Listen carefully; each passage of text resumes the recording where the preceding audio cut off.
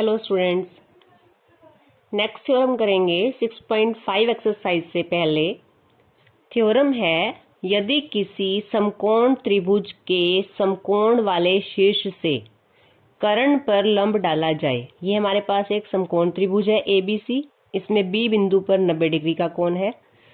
समकोण वाला शीर्ष है B।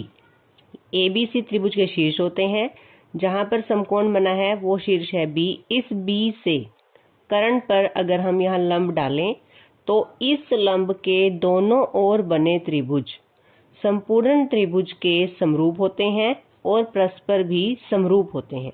तो पहले हम B बिंदु से AC भुजा पर लंब डालेंगे। BD लंब है AC पर। तो अब इस प्रमेय के अनुसार हमें क्या सिद्ध करना है? लंब के दोनों ओर बने त्रिभुज संपूर्ण त्रिभुज के समरूप होते हैं। ABD इस त्रिभुज को पहले हमने संपूर्ण त्रिभुज के समरूप सिद्ध करना है। संपूर्ण त्रिभुज है ABC। फर्स्ट पार्ट कि हमें ABD और ABC को समरूप करना है। फिर हमें इस तरफ वाली त्रिभुज BDC और संपूर्ण त्रिभुज ABC इसे समरूप सिद्ध करना है और परस्पर भी समरूप होते हैं, यानी ये जो दो त्रिभुज बने हैं लंब के दोनों, ये आपस में भी समरूप होंगे। तो थर्ड पार्ट में हमें ABD समरूप त्रिभुज BDC, तो 3 पार्ट प्रूव करने हैं इस थ्योरम में हमें। तो हमें दिया है ABC समकोण त्रिभुज है जिसमें कोण भी 90 डिग्री है। BD AC भुजा पर लंब है। हमें ये 3 भाग सिद्ध करने हैं। पहले ये त्रिभुज पूरी बड़ी त्रिभुज के, फिर इस साइड वाली त्रिभुज पूरी बड़ी त्रिभुज के, और फिर ये दोनों छोटी त्रिभुज आपस में समरूप सिद्ध करेंगे। तो फर्स्ट पार्ट देखेंगे। पहले त्रिभुज जो हमें समरूप सिद्ध करनी है ADB और त्रिभुज ABC में समरूप सिद्ध करने के लिए हम यहाँ पर AA समरूपता लगाएंगे और दो कोण बराबर देखेंगे। अब देखते हैं ABD इस त्रिभुज में कोण 90 डिग्री का है और पूरी बड़ी त्रिभुज में ABC में कोण भी 90 डिग्री का है तथा दोनों त्रिभुज में ABD और ABC में कोण A दोनों त्रिभुजों में आ रहा है, तो ये उभयनिष्ठ है। पहला लिखेंगे कोण A बराबर कोण A उभयनिष्ठ,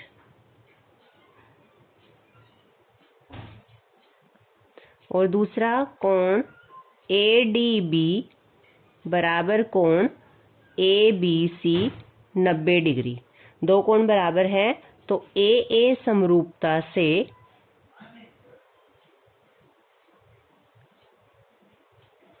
त्रिभुज ADB, अब एक बार नाम देखेंगे किस तरह से लिखना है इसका। ADB एक त्रिभुज का नाम हमने लिख लिया है।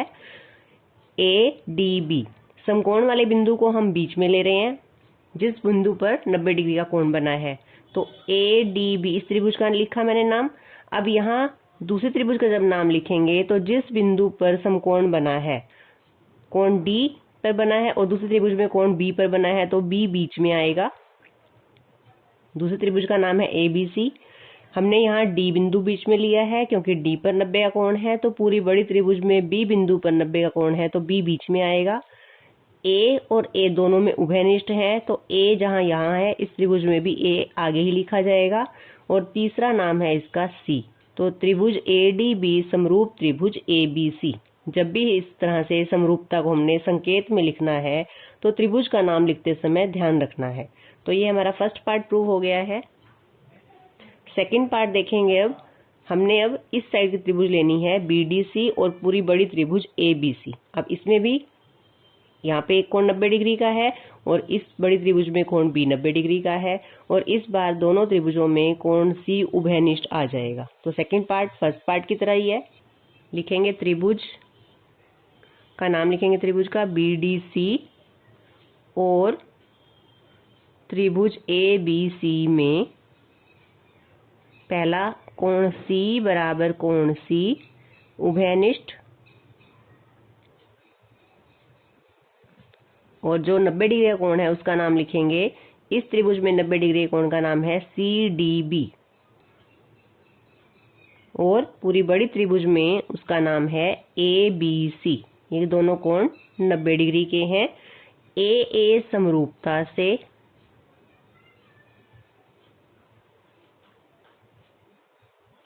अब हम लिखेंगे त्रिभुज के नाम। त्रिभुज का नाम हमने यहाँ से लिखा CDB। पहले त्रिभुज का नाम लिख लो आप, या BDC लिख लो, BDC समरूप त्रिभुज। पहले त्रिभुज का नाम हमने लिख लिया है यहाँ से BDC। अब हमने D बीच में लिया है जहाँ पे 90 डिग्री का कोण बन रहा है, तो यहाँ पे 90 डिग्री का कोण दूसरे त्रिभुज में B बिंदु पर बना है, B बीच में आएगा। C दोनों में उभयनिष्ठ है तो C यहाँ आएगा और इस त्रिभुज का नाम हो जाएगा ABC। तो त्रिभुज BDC समरूप त्रिभुज ABC। थर्ड पार्ट लेंगे, दोनों छोटी त्रिभुज लेनी है। त्रिभुज ABD और त्रिभुज BDC में। अब देखेंगे इन दोनों त्रिभुजों को समरूप कैसे सिद्ध करेंगे। दोनों त्रिभुजों में एक कोण तो 90 डिग्री का है, लेकिन उसके अलावा दोनों त्रिभुजों में कोई भी बिंदु उभयनिष्ठ नहीं है। B बिंदु जो है आधा इधर है आधा इधर है, तो कोई एक बिंदु उभयनिष्ठ नहीं है। एक चीज तो ये बराबर है कि दोनों में एक कोण 90 डिग्री का है। दूसरा देखेंगे अब कि क्या बराबर लेना है हमें। हम इस छोटे त्रिभुज को पूरी बड़ी त्रिभुज के समरूप सिद्ध कर चुके हैं। कोण A के बराबर था इसमें। कोण D 90 डिग्री का है और B बिंदु पर कोण 90 डिग्री का है।